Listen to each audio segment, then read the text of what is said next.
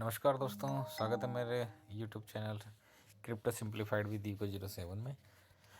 दोस्तों, कल मैं वीडियो नहीं डाल पाया और आज मैं दोबारा से टाइम मिला है और मैं रिकॉर्डिंग शूट कर रहा हूँ और आपके लिए एक एनालिसिस करने वाला हूँ। सबसे पहले बात कर लेते हैं हम इथेरियम की। तो दोस्तों, इथेरियम में पूरे वीक में अगर आप यहाँ पर टाइम देखेंगे तो पिछले लास्ट हफ्ते इसने मार्केट नीचे लेके आया। उसके बाद में इस हफ्ते इसने अपना रेजिस्टेंस ब्रेक करने की कोशिश करी, बट आज है सैटरडे, कल है संडे। तो दोस्तों, आज और कल मार्केट ने बहुत परेशान किया है। कल रात से एक ट्रेड लगा के रखा हुआ था, बट उसने टारगेट हिट नहीं किया। मॉर्निंग में सुबह मैंने प्लस में था थोड़ा बहुत, बट मैं पोजीशन एग्जिट कर दिया। बट उसके बाद में आफ्टरनून में मुझे लगा मार्केट में दोबारा से एक बाय आएगा, बट पूरे दिन मार्केट ने ऐसे ही नचाते रहा। कभी सेल साइड और कभी बाई साइड में इस तरह से ही मार्केट का सेंटीमेंट बना हुआ था। तब सबसे पहले मैं डेली टाइम फ्रेम पर, वीकली टाइम फ्रेम का एनालिसिस हो गया है, डेली टाइम फ्रेम पे देख लेते हैं। तो डेली टाइम फ्रेम पे मार्केट ने यहाँ एक डाउन साइड के लिए प्रेशर शो सेलर जो है नीचे लेके आए और इस वाली कैंडल में शार्पली नीचे आए। बट यहाँ पर मार्केट ने एक दिन पॉज लिया और उसके बाद मार्केट अभी अप साइड के लिए दोबारा से निकल पड़ी है। बात कर लेते हैं 12 आवर टाइम फ्रेम पे मार्केट ने क्या किया। तो दोस्तों, 12 आवर टाइम फ्रेम पे मार्केट शार्प यहाँ से गिरते हुए नीचे आई। यहाँ पर पॉज लेने के बाद और मार्केट कल और आज ये कैंडल जब बनाई तो इसने कई बार स्टॉप लॉस हिट करने का प्रयास किया था। बट मैं अगर आपको 15 मिनट के टाइम फ्रेम पर अगर मैं लेके चलता हूँ तो कल की भी और आज की भी मैं इसमें एनालाइज कर लेता हूँ। तो दोस्तों, एक मैंने ट्रेड यहाँ पर लिया था जिसको ऑलमोस्ट हमने 1:2 का था, बट 1:2 ना लेके इसने मार्केट का एक नेगेटिव सेंटीमेंट बना और फिर उसके बाद में मैं लगभग 1:1 के आसपास निकल गया था, इस वाली कैंडल के आसपास। ये कल का ट्रेड था।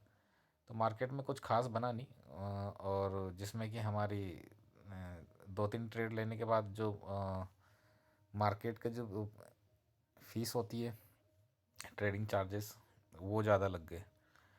तो कल का जो मार्केट था वो ऑलमोस्ट कोस्ट टू कोस्ट ही रहा। थोड़ा बहुत प्रॉफिट था, फीस से थोड़ा बहुत प्लस में था, मीन्स यही है। लेकिन ओवर ट्रेड और ज़्यादा ट्रेड मान लो अगर आप 3-4 ट्रेड ले रहे हो तो आपकी जो फीस होती है वो ऑलमोस्ट सेम चली जाती है। तो आप कोस्ट टू कोस्ट पे ही खड़े रहते हैं एट द एंड। सुबह तक मार्केट, उसके बाद में यहाँ पर दोबारा से मैंने पोजीशन ली थी इस वाली ब्रेक कल की ट्रेड में। इस ट्रेड में मार्केट अपसाइड गया अच्छा खासा और उसके बाद स्टॉप लॉस मैंने इसके नीचे, इस वाली कैंडल के नीचे रखा था और इस वाली कैंडल ने मेरा स्टॉप लॉस हिट करने के बाद मार्केट दोबारा अपसाइड चली गई। तो इसमें इसमें मेरा स्टॉप लॉस हिट हुआ था। फिर अगेन एट द एंड फिर लास्ट में हमने यहाँ पोजीशन बनाई और इसको हमने यहाँ तक वो किया था। बट इसमें टोटली कुल मिलाकर हमारे 3 ट्रेड कल के थे और मॉर्निंग के टाइम पे यहाँ पर हमने जो ट्रेड ले रखा था तो मॉर्निंग में हमारे एक इस वाले जोन के आसपास से, सॉरी,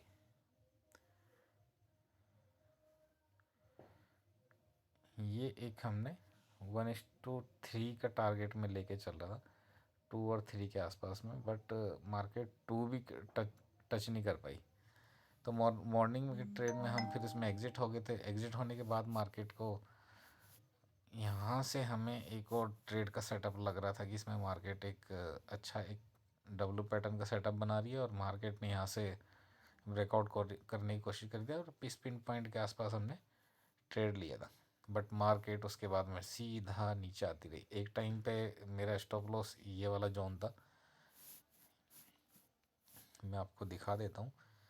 इस स्विंग लो के मैंने अपना स्टॉप लॉस रखा था। बट मार्केट का जब ये वाला मैंने पैटर्न यहाँ से गिरता हुआ देखा तो मुझे एक सेंटीमेंट लगने लगा था कि मार्केट एक लिक्विडिटी शिफ्ट करने के लिए ज़रूर नीचे आएगी, क्योंकि मार्केट पूरे दिन भर रेंज बाउंड थे। अगर 4 आवर टाइम फ्रेम पर आप मार्केट को देखते हैं तो 4 आवर टाइम फ्रेम पे मार्केट ने बहुत परेशान किया। एक ही जगह रेंज बाउंड थी, ये वाला,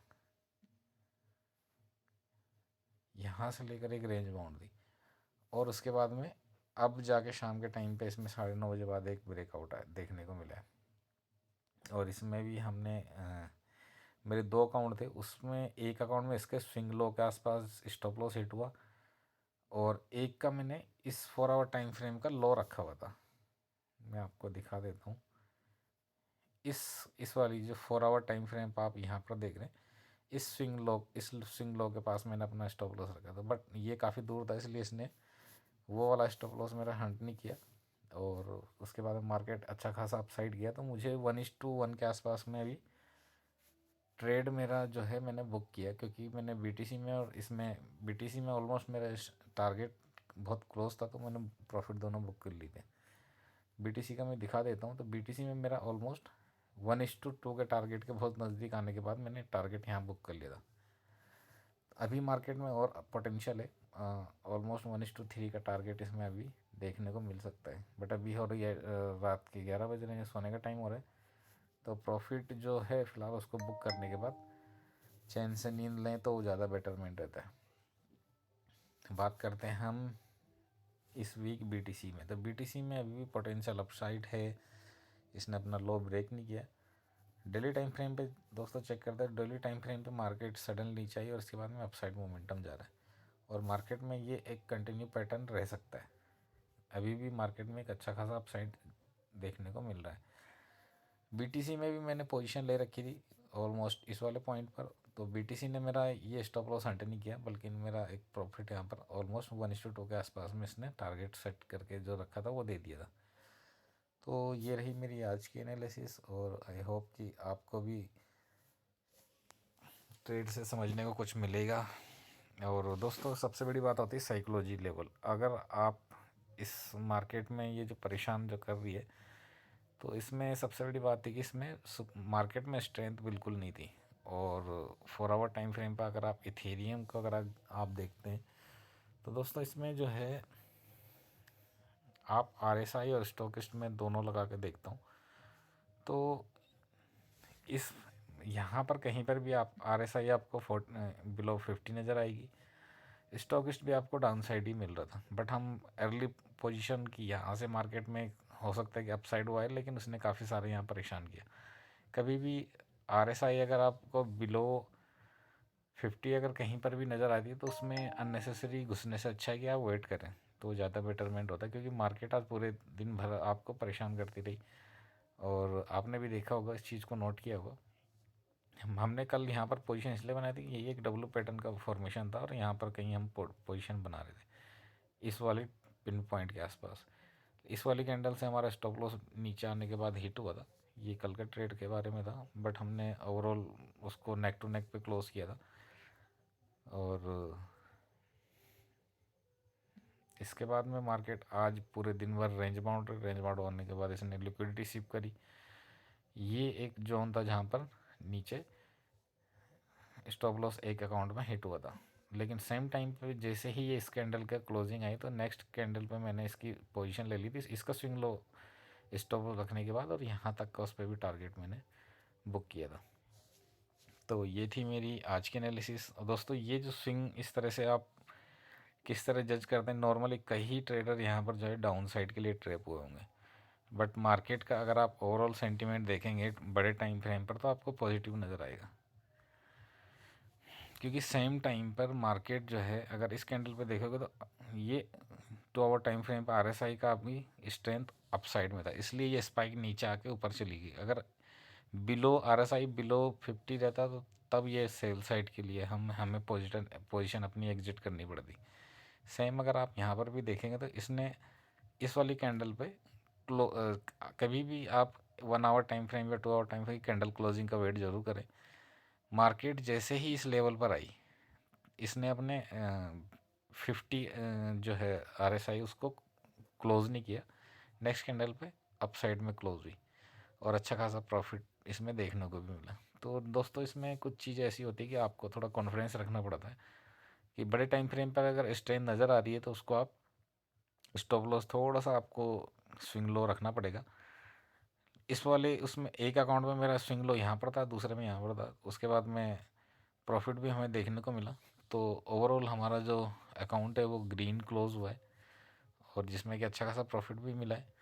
तो ये थी मेरी आज की एनालिसिस, और देखते रहिए सीखते रहिए आप भी अपना एनालिस्ट के अकॉर्डिंग। सबसे पहले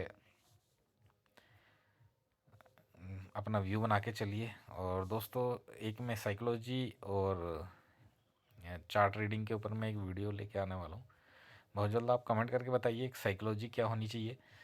सपोज़ करो कि मैंने अगर यहाँ पर पिन पॉइंट पर अगर पोजीशन दोबारा से मैंने री एंट्री करी है तो उसके पीछे का लॉजिक क्या था, जबकि बहुत से ट्रेडर ने ईएमए क्रॉसओवर के बाद में यहाँ नेगेटिव साइड पोजीशन बनाई होगी और इस कैंडल पे उनका स्टॉप लॉस हिट हुआ होगा। तो ओवरऑल एक सेंटीमेंट और साइकोलॉजी का ही गेम है। अगर आप भी इस चीज़ को सीखना चाहते हैं तो आप कमेंट करके ज़रूर बताइए ताकि मैं उसके ऊपर वीडियो बना सकूँ। तब तक के लिए इजाज़त दीजिए। Thank you so much. जय हिंद।